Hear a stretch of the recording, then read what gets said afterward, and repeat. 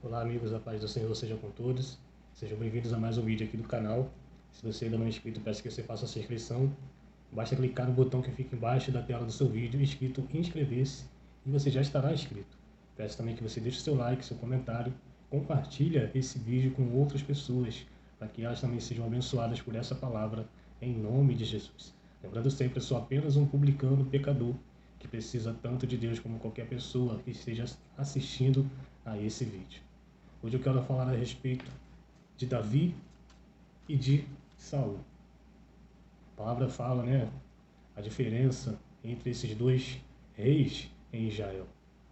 O povo de Israel, depois de ficar muitos anos sob o governo de Deus, através de seus profetas, através dos juízes, eles começaram a clamar, cobrar o profeta para que Deus enviasse um rei, porque todas as outras nações tinham um rei. Então o povo começou a clamar pedindo para Deus dar um rei, para Deus dar um rei, mas não qualquer rei, porque eles queriam um rei igual ao que das outras nações. Um homem forte, um homem valente, um homem de guerra, um homem segundo o que eles acreditavam ser a referência de um rei. Então o profeta vai clamar a Deus, Deus vai ficar muito chateado por causa disso, mas Deus vai conceder que eles tivessem um rei. Deus vai levantar um rei segundo o desejo deles. Um homem valente, um homem de guerra, mas não um homem segundo o coração de Deus. E às vezes é preciso passar por esse momento, É preciso que Deus às vezes levante um Saul no meio de uma nação para combater o inimigo do povo de Deus. Saul não foi um grande rei. Saul tinha muitos problemas, mas ele foi importante.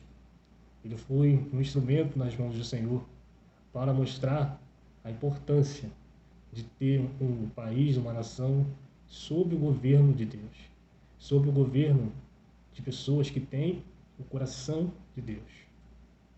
Você entende isso?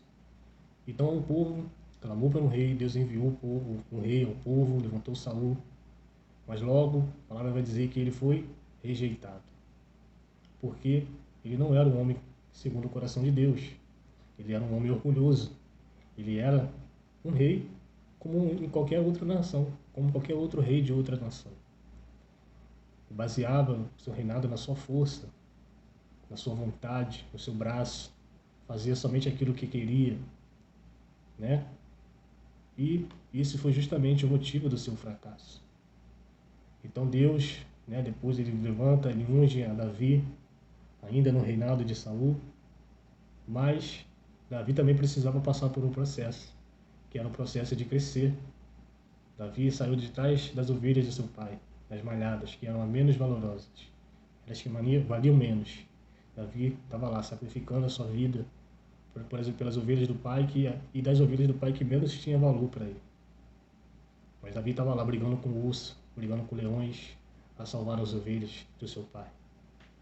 Então Davi vai ser escolhido porque Davi também tinha um ministério, ele tocava harpa. E a palavra vai dizer que quando Saul foi atormentado por espíritos malignos, Davi tocava a harpa e aquele espírito maligno se retirava e Saul se acalmava. O mesmo Saul que muitas vezes puxou a sua lança para ferir Davi, puxou a sua espada para atacar Davi, e Davi, por outro lado, só tocava sua harpa. E o espírito maligno saía de Saul. E muitas vezes assim somos nós, quando pessoas tentam nos atacar. Pessoa que muitas vezes está do mesmo lado que nós, porque Saul era rei de Israel. Ele fazia parte do povo de Deus. E ele se levantou muitas vezes contra o próprio Davi, que estava ali primeiramente para ajudar na questão espiritual. Depois ele recebeu um cargo, foi guarda das armas de Saul, que ele usava para atacar Davi depois. Mas Davi só respondia com o bem. O mal que Saul pagava para Davi, ele respondia com o bem, com o ministério que Deus deu para ele. Às vezes a gente sai da graça por muito pouco, por questões simples, por questões políticas, ideológicas, por questões ministeriais, doutrinárias, questões teológicas, e a gente sai da graça. Porque às vezes Saul nos ataca não porque nós somos Davi, mas porque somos iguais a ele. Como assim?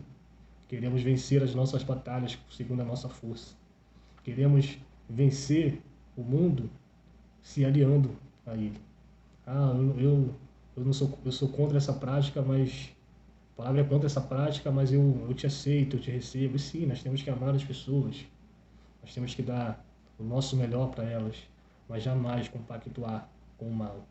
Jamais compactuar com o pecado. Por isso que a palavra fala que a luz não comunica com as trevas. E quando você, que é a luz, quer comunicar com as trevas, você está dizendo para o céu e para o mundo espiritual que você está apagando a sua luz, para que você se comunique com as trevas. Porque a partir do momento que você é a luz e você comunica com as trevas não comunicam com você, porque não tem comunhão. Então, para não ser revelado o que está escondido nas trevas daquela pessoa, ela se esconde, ela foge quando você brilha com a tua luz. Mas quando você insiste em se comunicar com as trevas, não é ela que vai vir para a luz, é você que vai apagar a chama do Evangelho na tua vida. Por isso que você tem que ser como Davi. Não tenha medo das lanças, não tenha medo das pedradas, não tenha medo das espadas. Continua exercendo o teu ministério, exercendo o teu chamado, na posição que Deus te colocou.